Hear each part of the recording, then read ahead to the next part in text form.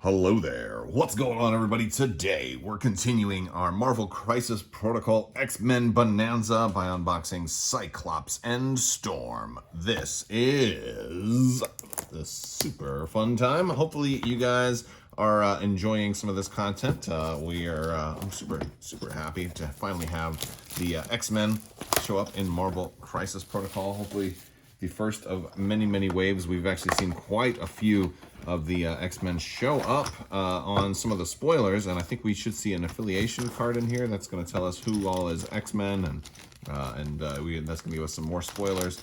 We've got our plastic. We're going to look at the cards. We're going to actually build these out.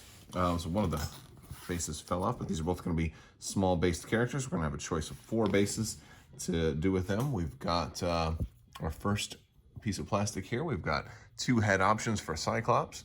We can go with the classic or the more the 90s version, which is definitely my preferred version right here. So I'm going to be going with that one. And then we've got his vest here, and his legs, and his arms, and yeah. So he looks good there. Storm has a little bit more going on with her. Oh man, she's got all kinds of lightning. Ooh, she's going to be fun.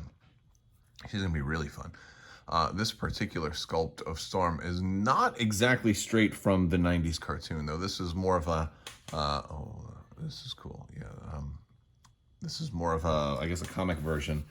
So that's kind of interesting. Yeah, so we can see kind of on the box art there. Of course, you can certainly opt to paint her in silver, which is something I think I'll probably do. I'll make her a little more silvered to kind of reflect that, her appearance in the 90s cartoon. I think that's one of the fun things about a game like this, is that you do get that freedom to make those choices, and you know what, there's nothing wrong with that. Let's see how the rules kind of talk about or the building instructions here. Really the only option with Cyclops here is the head. If we go with Storm, she's oh man, she's got a really complicated base there, but I think she's going to look really cool when she gets put together. We've got the face going on to the hair, which is probably going to be the smallest piece. And yeah, she should. Other than that, she doesn't look particularly difficult. So we'll do that after we look at the cards. Let's see what all we're going to be getting in here. We're going to be getting some cards, some cardboard tokens. Oh yes, and oh man, we got that affiliation card right there. Look at that. That's the Uncanny X-Men. Cyclops and Storm both are potential leaders. Wolverine and Beast, which we've already know are going to be here. And we got 3 future spoilers there between Cable, Domino, and Jean Grey. Cable and Domino are the big kind of surprises there. So that is exciting, because I think that means, they already kind of leaked Deadpool would be coming. So like, I think they're going to be going with the movie stuff, which is pretty cool. Let's go ahead and look at these cards. All right, first we're going to look at the man, Scott Summers, the most hated character in all of the X-Men, maybe, by some. I love this outfit, though. He's a good guy. This is before he turned crazy, right? So, yeah, he's going to come in at 4 threat. So, I like that a lot of the X-Men are a little more on the expensive side, which allows them to be a little more tough and powerful, too, which is pretty cool. He's got 4-3-3 for defense. He's going to be height 2, standard movement of medium, and 6 health. So he's not going to go down too quickly, which is cool. He's got an optic blast, which is a free range 4 attack with 5 dice. He's going to gain power standard, and he's also going to have push on there. And if you get a little more powerful, with 4 power, you can unleash optic devastation. I like that one. That's a beam at range 5, and wow, it's 7 dice. I absolutely really like that. And after each attack is resolved, the character loses 1. Wow, that's really cool. So that much is really nice. I thought all the attacks were rolled separately, though, so wouldn't it be after this attack is resolved? Right? Maybe, I guess you would need a wild in each one to do that, I think. All right. His leadership ability, he leads the blue team. He's leading the X-Men. So if you were to have Storm and Cyclops in the same build, since they each have, she's gold team, he's blue team, you'd have to choose which team they were going to be in this particular battle. So if you wanted to run the blue team, you'd gain this leadership ability. Once per turn, when an allied character declares an attack action, but before it chooses an attack to use, Any number of affiliated characters within 3 of the attacking character can spend 1 power. For each 1 power spent this way, reduce the power cost of the attacking character's attacks by 1 to a minimum of 1. Oh, so this it's the attacks. So Optic Devastation can potentially be much cheaper if his allies can team up and contribute power. So that's cool. I like that ability. We've also got Field Leader here. Choose another allied character within 4. That character advances short range with it costs 3 to be able to do this. You can only do this once per turn. Wait, a character can be made to advance by this superpower once per turn. So you can actually, if you've got 6 power, you can make 2 characters advance short. Oh, that's really cool. And that one, of course, is not reduced because the blue team only reduces attacks, and this is a superpower, an active superpower. He also has Hit and Run for 2 points. Great ability here. As an action, you can make an attack followed by a move. So I love abilities like this because you get more than 2 actions effectively this way, because this is one of your actions, but it's both an attack and a move. So I like that. And then he's got Quick Draw.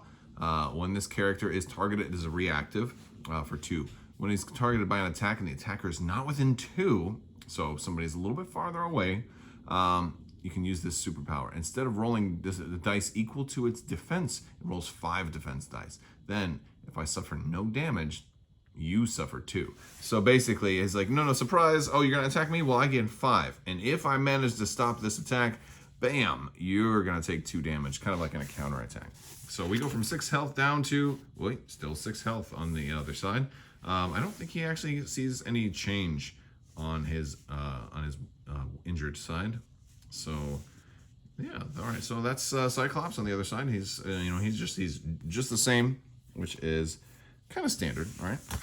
Next up is Storm. Storm only costs 3. She is 3/4/3, so a little more resistant to electricity, perhaps. Only 5 health, medium movement, and 2 height. She has a lightning bolt. Lightning bolt. No. She costs 0. It's 4 dice at range 4, so not the strongest lightning bolt attack, but it's not bad. Standard power gain, and it has shock. Shock is a nice one because I believe that one will reduce their offensive output, so they'll roll 1 less die when attacking if they have shock. She's got Ice Blizzard, which is a beam attack that's actually free. This is really nice. So, and it's a range 4. I'm sorry, 4 dice, a beam 3. So, so you're still kind of short range. But if you actually get some guys close together, you can be like boom, boom, boom. You might hit 2 people with this. That's not a bad heck. If you can hit 2 people with it, that's a great option for 0 power. If it deals any damage after the attack is resolved, they gain the stun special condition. And then she's got Hurricane. It's an area 2, 5 dice. It ignores line of sight, and the defending character doesn't benefit from cover. After all attacks are resolved, each enemy character with flight suffers an extra damage, and allied characters in range of this attack do not suffer damage from this attack. So area 2 is harder, it's a total circle around her, but if you can get close enough to people, you're going to do damage that's going to especially hurt flying characters, of which there are many. She leads the gold team, so if you're not going to go with Cyclops' leadership ability, you can go with Storm's. Once per round, you may use this leadership ability during an allied character's activation if it is not holding an objective token. If you do, you choose an allied character within 2 of the active character, place the active character within 1 of the chosen character. Additionally, when that character is targeted by an attack and the attacker is not within range 2 of the allied character has cover. So basically, I think she's causing a beneficial hurricane, and she can move people and then also shield people with the smoke or the wind or something like that. So she's a little more, mobility and defense, and Cyclops is a little bit more offensive. It's kind of my general take on it. She has Eye of the Storm for 3 power. During the next attack, she's going to add 2 die to their attack rolls, which is really, really good if you're doing something like Hurricane or Ice Blizzard, right? You're going to be hitting multiple characters. Super good, and that's why it's in the 3 dice, And heck, if you get one of those other cards, those tactic cards that add 2 die also, whew, nice. Tempest, choose an interactive terrain feature of size 2 or less and within 3 and throw it short range. You can only use this once per turn. This is one of those things where you could throw a lot of characters, but Wolverine will not be able to be thrown because even though he's size 2, he's got that adamantium skeleton, which means he's considered size 3 for purposes of being thrown. Goddess of Storms is a passive. Characters must be within 3 to target it with attacks, so she can't be shot from too far away, which is a really, really good. It's not just, they get a bonus, but if you have to get close to her, and if you do, she's going to turn around and hurricane your butt. And then she also has flight and immunity to shock. When we flip her over, I don't think she gets anything different either. Still got the hurricane, ice, blizzard, lightning bolt. She's still 3/4/3, so that's 5 health. So yeah, that's how she looks on her injured side. We do get some tokens here. This is going to work into the crisis card that we get. We've got the Uncanny X-Men card. Of course, it's Uncanny X-Men on the other side as well. And this is just what we're starting with. This will always get updated over time. So as more and more X-Men come out, this will be updated on their website. We are gonna get an 18-point mutant madman turns city center into lethal amusement park. You're gonna be able to place 4 traps, a target of opportunity, and these are, I believe, going to be those 4 traps. And you're gonna score a victory point for each trap you control during the cleanup phase. And you can interact with the trap, roll dice equal to the interacting character's defense, physical defense. If the roll contains more bangs, wilds, and hit results than the number of healthy contesting enemy characters, the interacting character's controlling player now controls the trap. So you can interact and try and basically try and take it even if somebody's contesting. During the cleanup phase, each player controlling a trap chooses an enemy character within 2 of the trap they control. The chosen character suffers a damage and gains a power. Resolve each trap completely before moving on to the next one. Wow. All right. That's a lot to unpack there, but it seems like you're fighting over control of these traps. You want to take control of them. It's harder to take control of them if enemy characters are contesting, and they also have a chance to do damage. Okay. We've got these are great cards, right? So my guess is this is the version of Jean Grey we're going to be getting that 90s cartoon Jean Grey when we do see her. I know a lot of people wanted Phoenix. I think Phoenix is going to be an alternate thing. I think Phoenix will end up being something kind of like how Thanos comes. So I think it'll be a separate character. That's my guess. It's obviously way too early to make, to base it off of evidence. I'm just basing it off of a hunch because of this art. And also, that works. This way you can have, regular Jean and then Phoenix, because they are kind of like 2 different characters, right? All right. So Children of the Atom, Uncanny X-Men. Active ability and tactic card. Remove all special conditions from this character, and they gain 1 power for each special condition removed in this way. That's a great card. This doesn't have a cost to play. Also, that is actually pretty cool. We have a lot of spoilers here. We've got the classic. Granted, we've got this version of Jean also, so the art isn't always a giveaway, but sometimes it's a nice little throwback. And here we also have Angel, Warren Worthington, and then Bobby Drake, Iceman. So hopefully they'll be showing up too. And we've got First Class there, Uncanny X-Men Reactive. This is going to say, at the start of the activation phase, an allied Uncanny X-Men character may play this card.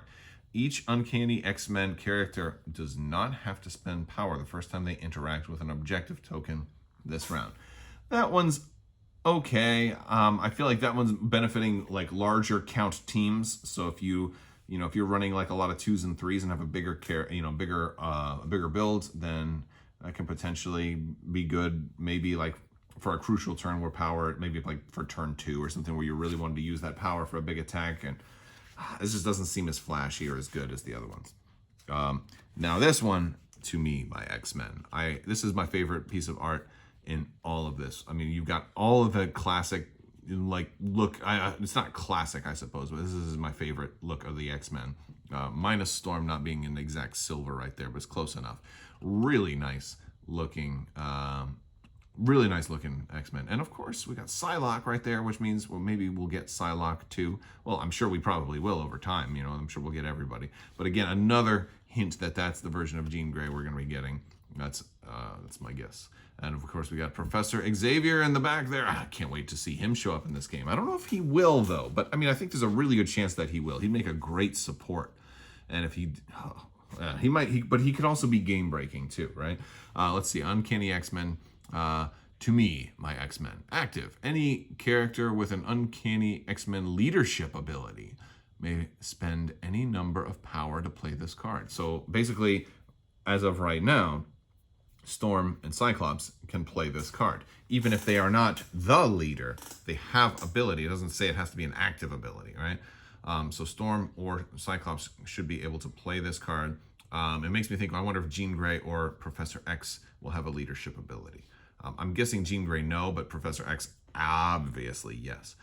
For each 1 power spent to play this card, 1 allied Uncanny X-Men character may advance short range towards this character. So literally, you are making characters move towards you. This is a great movement ability, so that's really, really cool. I like that. I like that a lot. All right, let's try and put these minis together. All right, so we're all finished. I've got them put together. Cyclops was real easy to put together. I did go ahead and put the haired head on him as opposed to the smooth kind of cloth top head. And that one worked out really, really well. There's a lot of detail on him. He's going to be real fun to paint up. Storm was a little more difficult only because of her base. It was a little tricky to see how the rocks went in there, and she's going to be a little jiggly.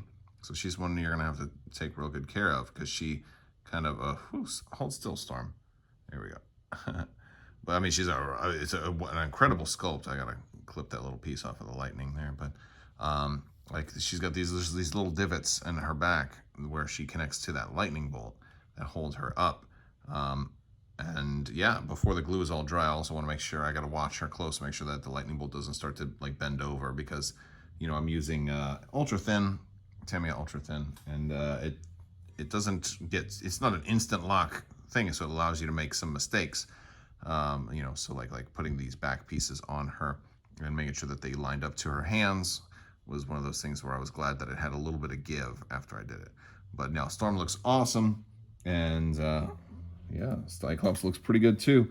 But I think I think Cyclops is maybe the more potent fighter in the game, but Storm's got the much better sculpt. Looks really, really good. And that's going to do it for this video. I want to thank you guys so much for hanging out. Be sure to like and subscribe and click the bell for alerts, and check the links down below the video. There's if you click that little down arrow, if you're watching on mobile on this side, there's a down arrow there. It's going to give you more information.